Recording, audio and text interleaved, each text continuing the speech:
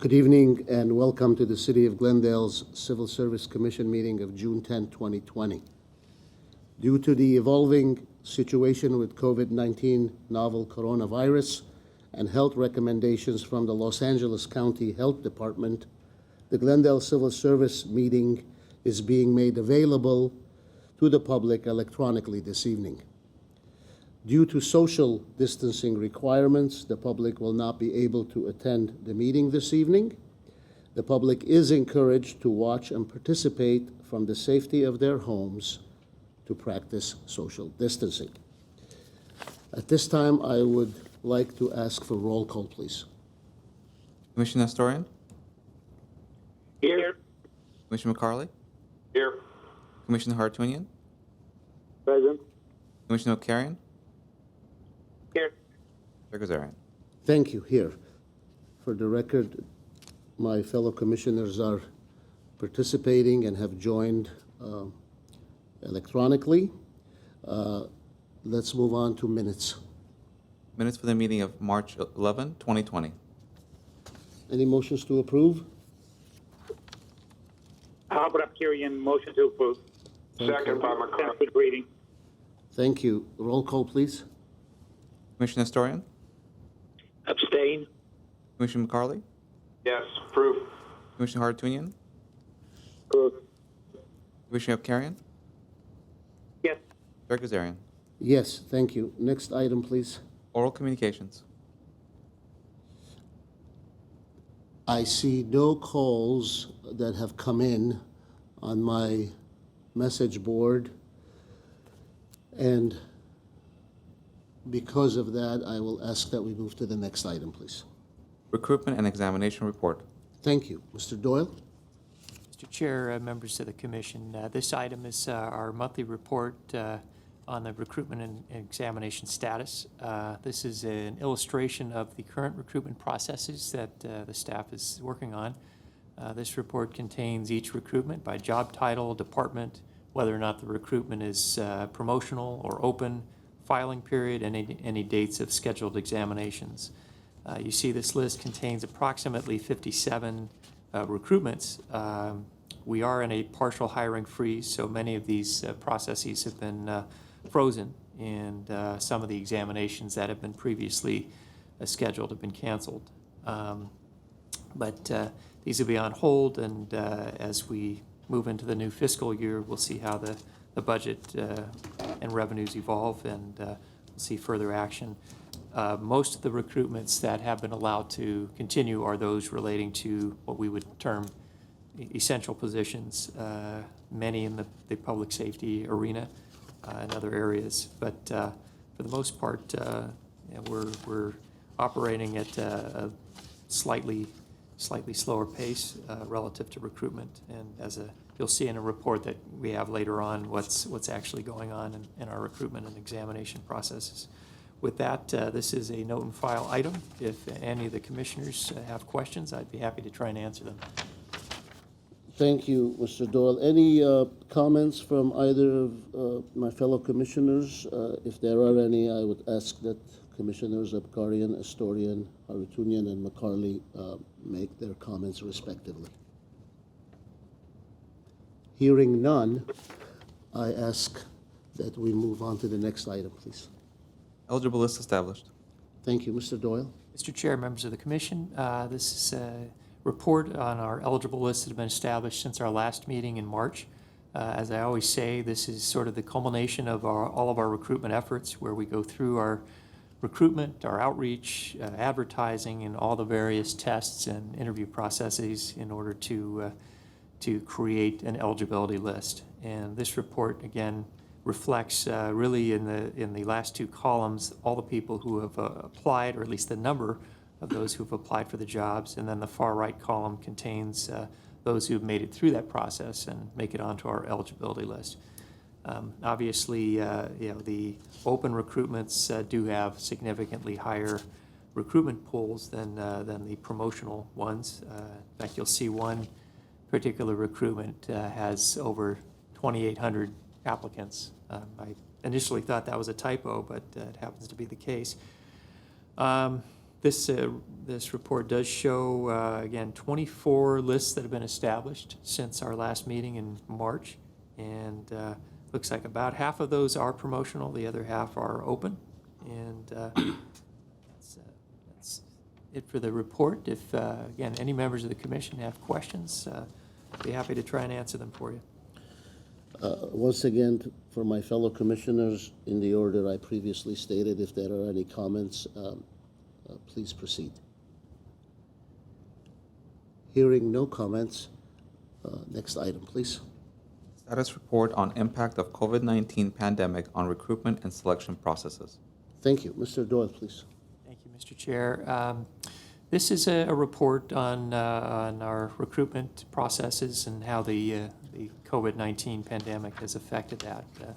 We thought it would be a good idea or a good concept to share with the Commission some of the impacts of the COVID-19 pandemic has had not only on this organization, but specifically on our recruitment and hiring process, of which the Commission obviously exercises its purview and great influence. We thought it would not only be informational for our newer commissioners, but also for our more veteran commissioners who are very familiar with how we traditionally conduct these processes. And hopefully this information will be both educational and informative for everyone. And obviously, if the Commission has any ideas or suggestions, we'd love to hear those. I'll get right into this. Again, as the Commission is aware, a few months ago, the world was struck by this horrific pandemic, and its impact has had and continues to have a very profound effect on levels of government all over, not only locally, but regionally and throughout the entire nation. After the pandemic came into effect and the governor issued his executive order, really a whole new set of rules have evolved involving social distancing, involving large crowds, personal hygiene, organizational hygiene. And when these stay-at-home orders hit, this organization had to react very, very rapidly, like within a few days, to all of the changes and more or less abandon the mission that we currently had and focus on other particular areas, a lot of which relate to ensuring the health and safety of our employees as well as members of the public. As a result of that, my department in particular has been working extensively on policies and procedures in order to address both the health and safety of our essential workforce and our workers. Most of our employees, at least those who are in the office administrative areas, were unable to or were told to leave their places of work and work for the most part from their residences or remotely in order to do their work. But the focus of this would be, of our report today would be to talk specifically about our recruitment processes and some of the things that we've done and we've had to do in order to react to the pandemic. Upon, again, the executive's order back in, or the governor's executive order back in March, most of our scheduled examination processes and interviews were required to be canceled, and for a variety of reasons. The written exams that we typically utilize in our recruitment processes could not be administered due to large congregations of people in one place.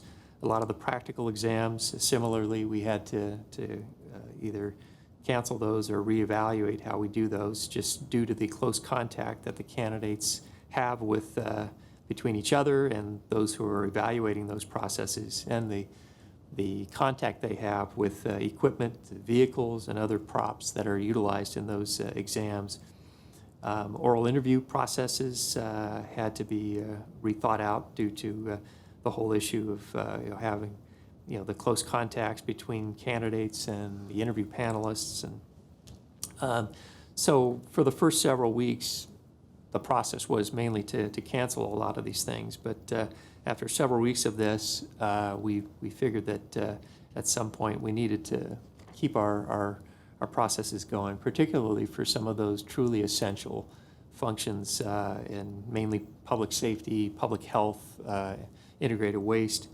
And sort of another thing going on at the same time was that we were looking at city revenues for as a result of really the shutdown of the economy, and we noticed that city revenues would be significantly reduced in the coming months, and it would affect both this fiscal year and the next fiscal year. So as a result, I previously mentioned that the city did enact a hiring freeze, and we had to suspend many of the processes, but there were several exceptions to that, which we've moved on, and a lot of those again involve essential workers and those essential services.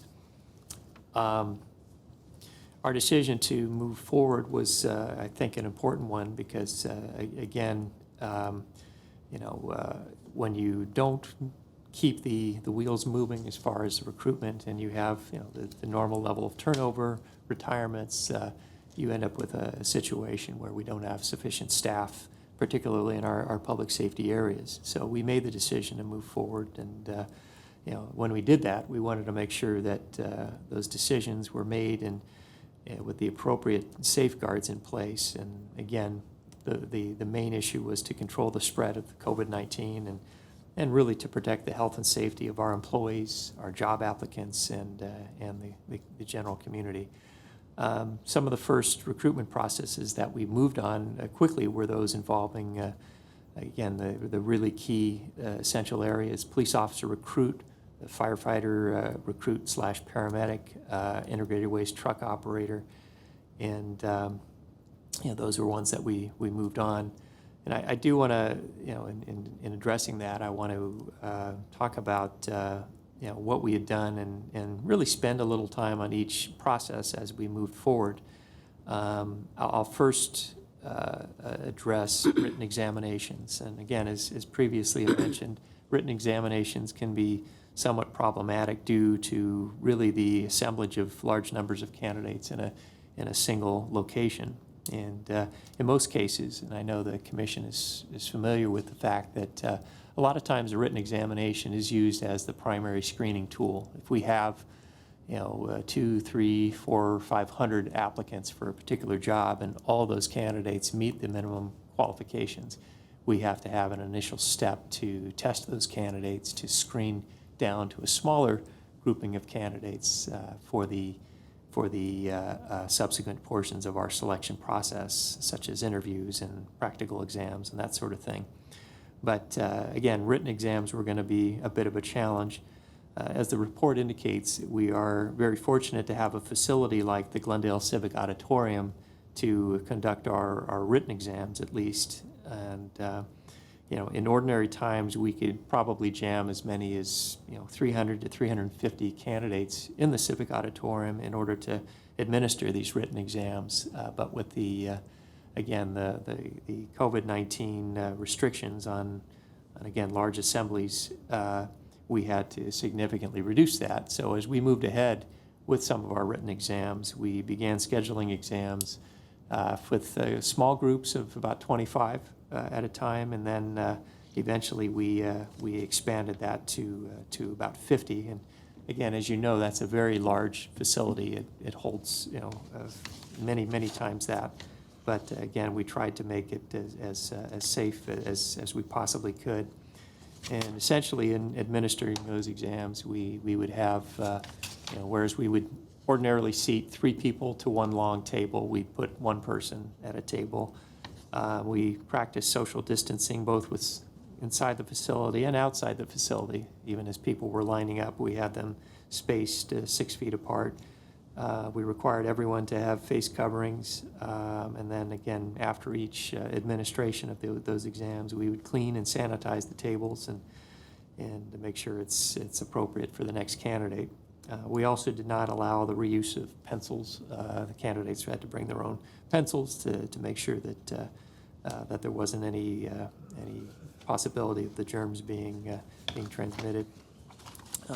So that's more or less what we've had to do with the bulk of our written exams.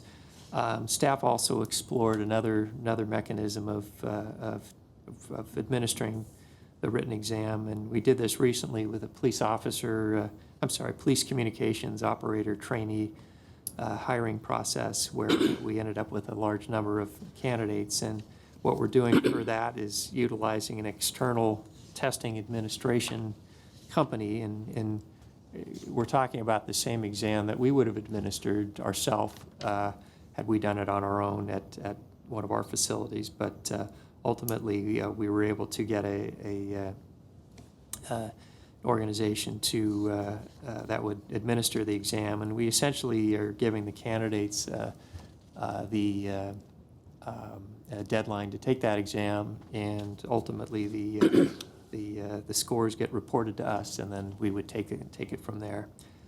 We also did a variation of this recently with the recent firefighter recruit exam, where we utilized this firefighter candidate testing center, which provided us with candidates who not only took a written exam and a physical agility exam, and supplied us with candidates that we knew met the qualifications and were adequately screened. So that's more or less what we've had to do in addressing our written exams.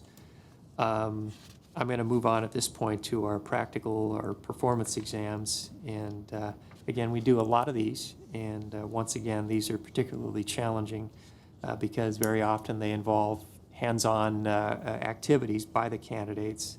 You know, we might be asking them to repair a vehicle or show us how to drive a truck or something like that, and or you know, the basic physical agility type of exercise that we would do. And these processes involve you know, the reuse of equipment, the reuse of various supplies and props, and sometimes, you know, there's sweat, there's perspiration involved, and again, a very challenging thing to do in the COVID-19 environment.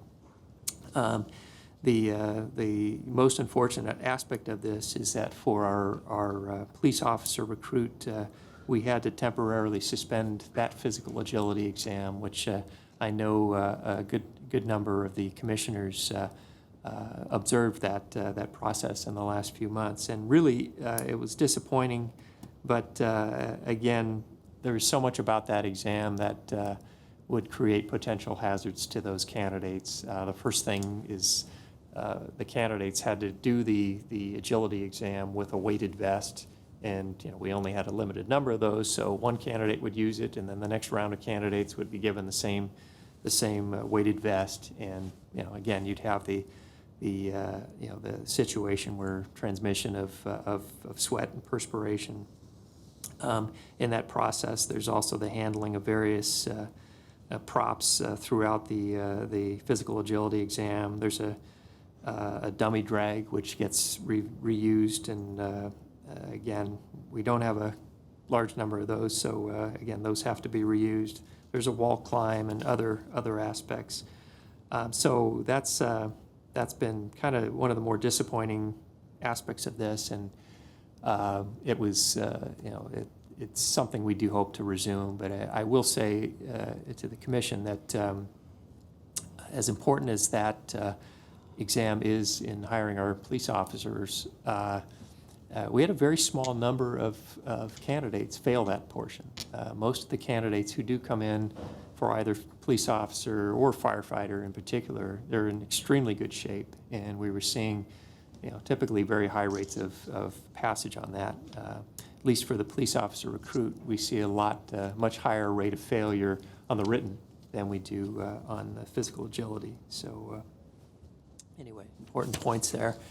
But again, you know, the practical performance exams can be a bit challenging.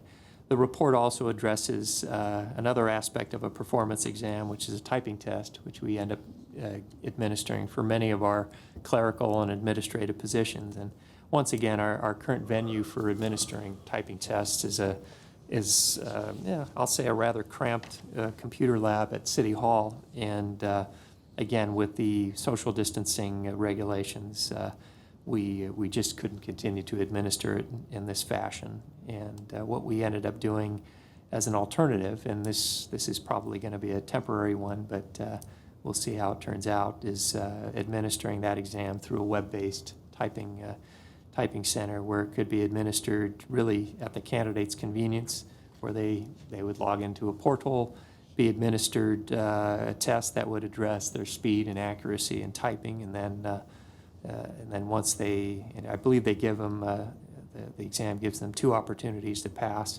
and then the score gets compiled and then sent off to us, and then we can utilize that for the further stages of the selection process. So again, that was a good solution to that particular problem, and it did enable us to test nearly 600 candidates, which had we done that on our own staff, it would have taken many hours. The flaw in that process is really the lack of control and lack of oversight by our staff. If someone were to have a friend take the test for them or something like that, it could lead us to a situation where someone is passing the exam fraudulently. But that's, again, something that we'll have to analyze and determine in the future when things get back to normal, whether we want to continue that. Additionally, as we're talking about performance exams, I do want to note just last week we did one for integrated waste truck operator, and that's a tough one because those are very large vehicles. The candidates have to be able to drive them, and we did this last week. We set up an obstacle course actually in the parking lot of the Civic Auditorium, and had each candidate drive the vehicle. And if you really want to look at a challenging job, it is that one.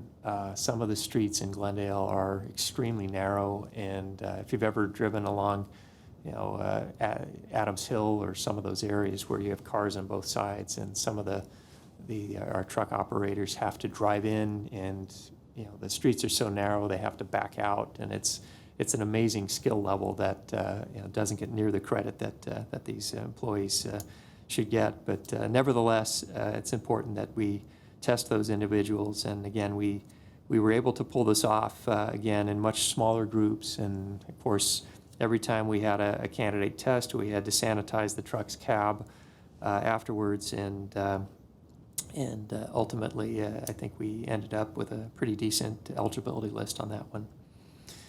Lastly, I will move on to our oral panel interviews. Again, these two are a bit challenging in the age of social distancing, as the Commission is aware that pretty much all of our interview processes involve some type of a panel of interviewers along with the candidates, and typically that's done in a small conference room. There's handshaking and all that stuff.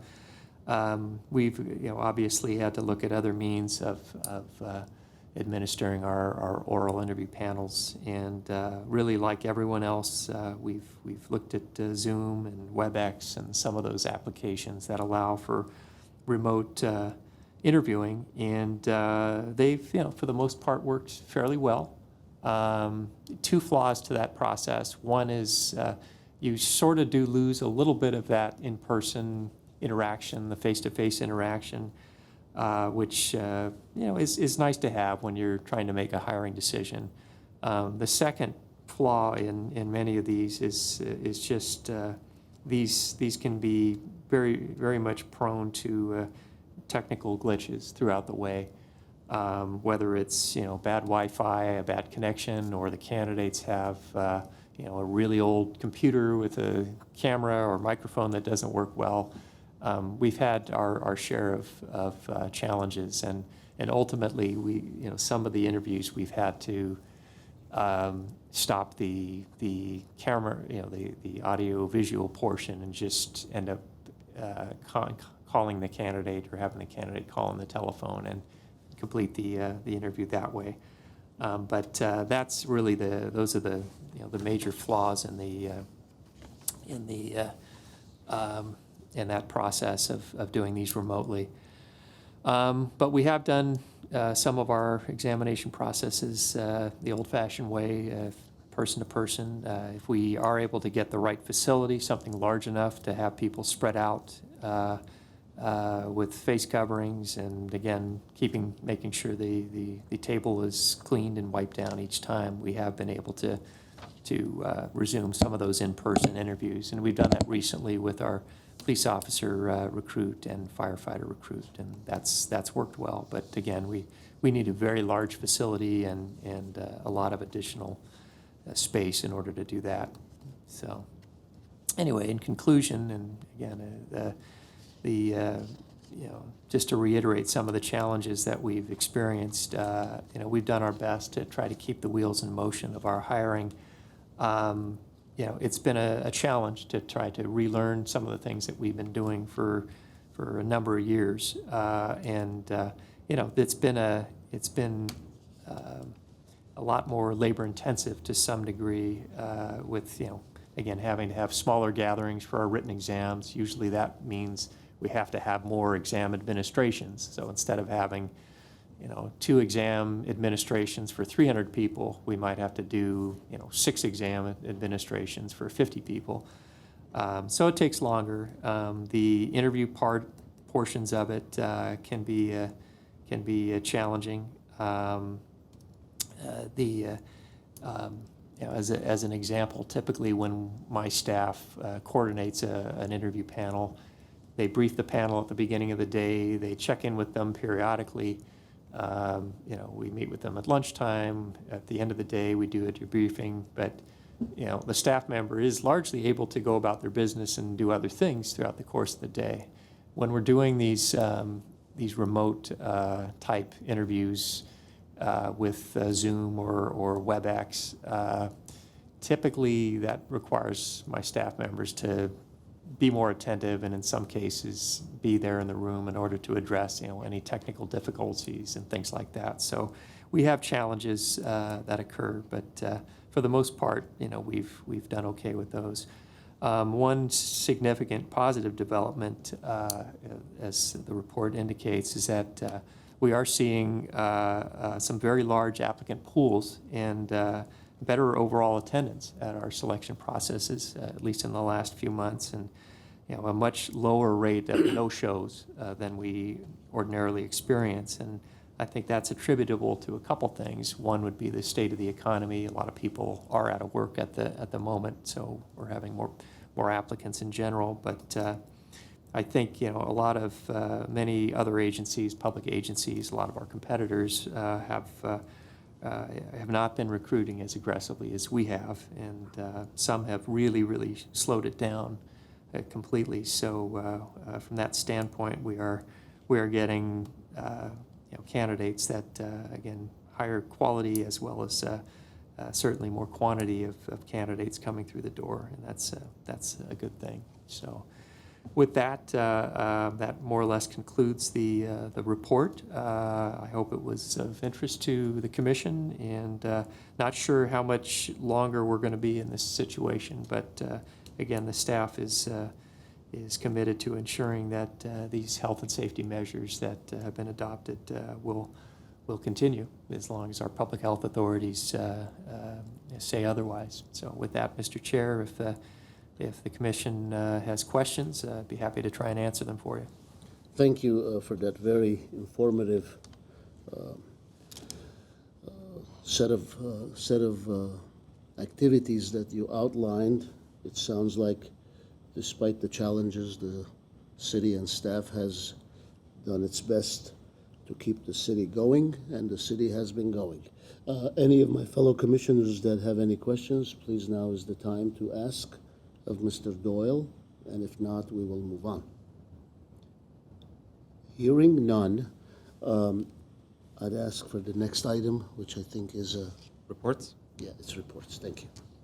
There are no reports, however, right? Mr. Chair, yeah, there are no reports. Ordinarily, this would be the time that we would offer you the late evaluation report, and I do want to say that we have administratively, and I informed the chair of this a month or so ago, we've administratively given our departments a little bit of a break on the whole issue of evaluations and the completion of those. It's temporary. It's certainly COVID related, but I want to say when this whole pandemic hit, many of our departments had to completely refocus their efforts, and just their core missions have changed to one of reacting and dealing with things in the public health standpoint, and so it's some of our departments, this organization has been busier than I've ever seen it. Secondarily, because we have so much of the teleworking and social distancing, we just simply don't have the ability to have face-to-face meetings where these ordinarily would be served and administered to the employees. So we have given a bit of a break to our organization.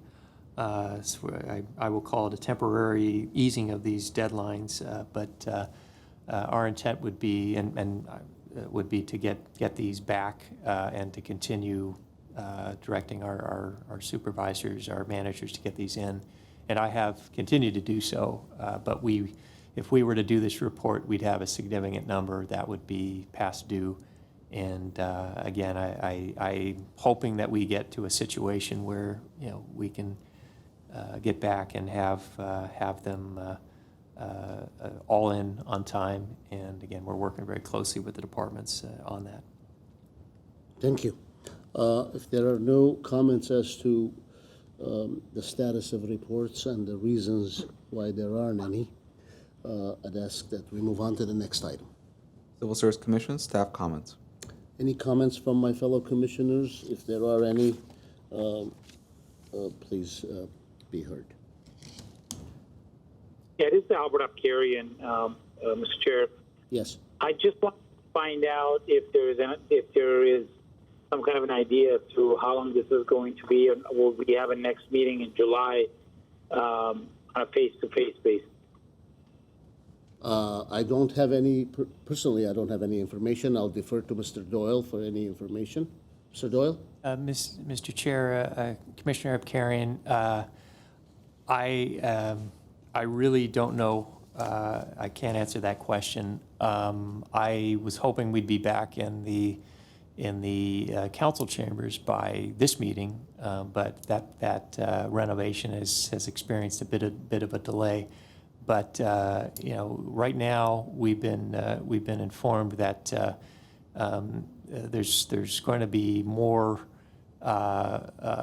employees called back to work at City Hall in very small increases over the next probably month, and that was the direction we had gotten, and that's supposed to begin next week. City Hall will continue to be closed to the public at least for, I would say, another few weeks.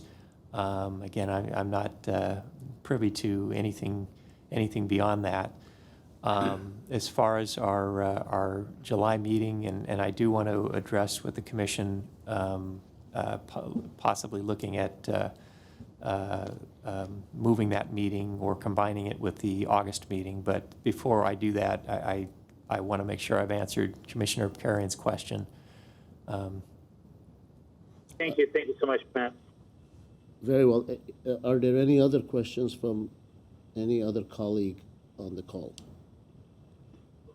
Hearing none, I will just make brief comments, and they are essentially to thank today's staff for their technical support to make this meeting possible in the format that it has been held, and generally and particularly our gratitude to the civil service employees of the city, from police, fire, and all the other departments that have done everything to have the city continue to function despite all of the challenges due to the pandemic. So thank you on behalf of the commission. Yes. Mr. Chair, I appreciate those comments, and I know the organization does. And I want to echo comments made by our city manager last night at the council meeting on as far as the work of the city staff. One particular department is deserving of an incredible amount of appreciation, and you've gotten to meet some of them just today in putting on this meeting, and that's our IS department. In a matter of literally a few days, they had to figure out a mechanism of getting hundreds of employees who ordinarily work at the Civic Center here fully functional in, as far as their computers and ability to log into the city from their residences or other remote areas. And it was literally done in a matter of days. They've been just outstanding. And as far as, making sure all of the city council meetings continue to function, it's taken a small army of the IT department to make sure that happens. And I know many of the boards and commission meetings have been canceled just as a result of either, lack of relevant business or other matters. But I don't believe any of the city council meetings have been canceled at all, and we've continued to have those. And again, a lot of it is attributable to the work of our IS department and Jason Bradford, the Chief Information Officer. A lot of credit should go around everywhere in this organization, from our heroic police officers, firefighters, and every other department that's out there keeping the city safe, clean, and maintained. But again, the IT department doesn't get a lot of attention, and very quietly behind the scenes, they've been keeping this organization functioning very well. So thank you. Thank you, Mr. Doyle, and for my fellow commissioners and everyone, I hope everyone is safe and stays healthy. Yes, Mr. Doyle? Yes, Mr. Chair, members of the commission, I do want to possibly look at our July and/or August meetings as far as possibly moving them, because we do have some challenges and some issues that sometimes we get during the summer break. But I wanted to explore a couple of alternate dates, and if these don't work, then we can keep what we have. But possibly moving the July meeting from I believe it's originally scheduled for the 8th. Possibly moving that to July 29th, and perhaps combining that with the August meeting. And I wanted to survey the commission if that date would work for the commission. To my fellow commissioners, does July 29th work? And Ms. Varbetian and any other person that needs to be here, Mr. Doyle, is July 29th. If there are no issues with July 29th, no need to speak up, but if there are any, please speak up. Does not seem to be any right now, Mr. Doyle. I haven't heard anything. So should we, does this require a motion, or you will just schedule it? Ms. Varpetian? No, we don't need a motion. We will just schedule it. Very well. Thank you. Anything else, Mr. Doyle? We'll schedule it as a special meeting and cancel the other two meetings. Okay, thank you. Anything else, Mr. Doyle? Thank you. All right, I believe I need next item is adjournment. If there's a motion to adjourn, we shall be adjourned. Albert Apkarian, move to adjourn. Thank you, Commissioner Apkarian. Have a good evening, everyone. We are adjourned. Thank you. Thank you.